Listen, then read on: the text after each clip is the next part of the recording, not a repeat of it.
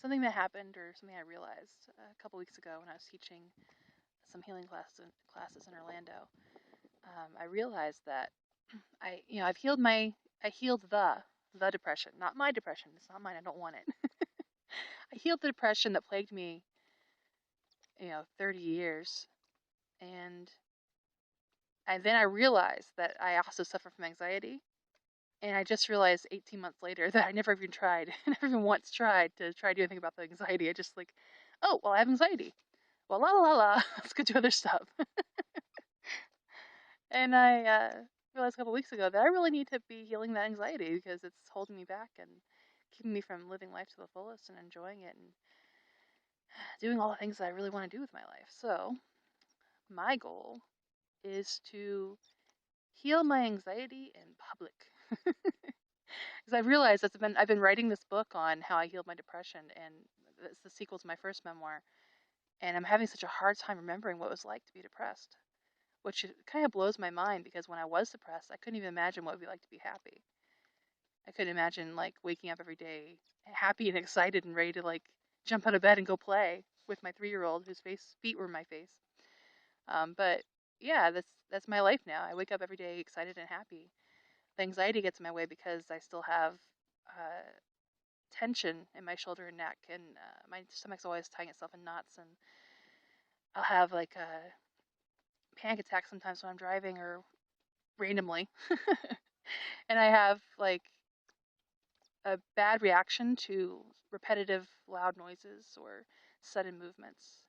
Sometimes it's just startle, but a lot of times if it keeps happening, it'll turn into rage. And I had to learn that. That's one of the first things I had to learn after my depression miraculously evaporated, was how to calm myself down when I was raging because I wasn't used to be able to feel rage. So like when I was depressed, I couldn't even get enough energy to get angry. I used to say that it takes so much to get me angry, but when it does, watch out. But it was such a rare occasion that I never really learned how to deal with it.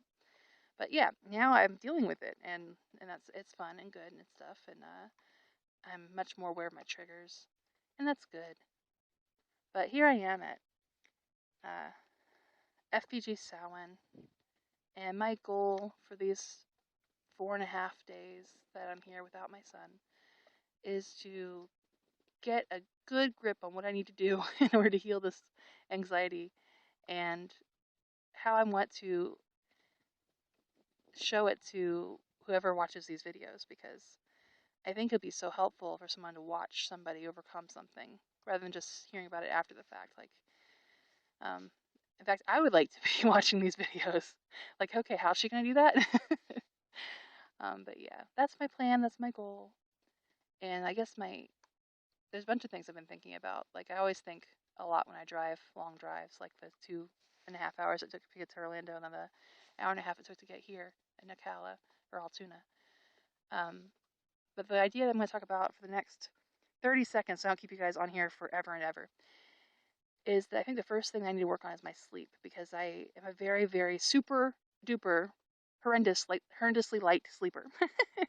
I'm constantly waking up. Like, my sister will walk past my door and her footstep on the carpet will wake me up, or I'll hear her shut her door from the bathroom on the other side of the house, or something ridiculous like that. Or she'll turn off the fan, I'll hear her press the button and it wakes me up. It's just ridiculous. So I definitely need sleep. And the way I'm going to work on that is I forgot my damn earplugs, but I'll go go down tomorrow and get some. So I need earplugs. I'm going to be taking 3 milligrams, I'm sorry, of melatonin, because melatonin is helping my son sleep. I'm giving him about half a gram every night, and he's been sleeping like throughout the night, which is insane and wonderful. It's like a totally different child. So I'm thinking maybe we both might have a bit of a melatonin deficiency. So I'm gonna try it out on me and see how well I sleep these next few nights after dancing around the fire circle, of course. And yeah, I'm just gonna make sleep a really important priority. Like, no matter what else is going on, I need to at least get my 7 hours. It doesn't have to be 8, because I think usually I wake up after 7, but I need at least 7 hours. So that is my first goal for curing my anxiety: getting at least 7 hours of sleep, of restful sleep every night.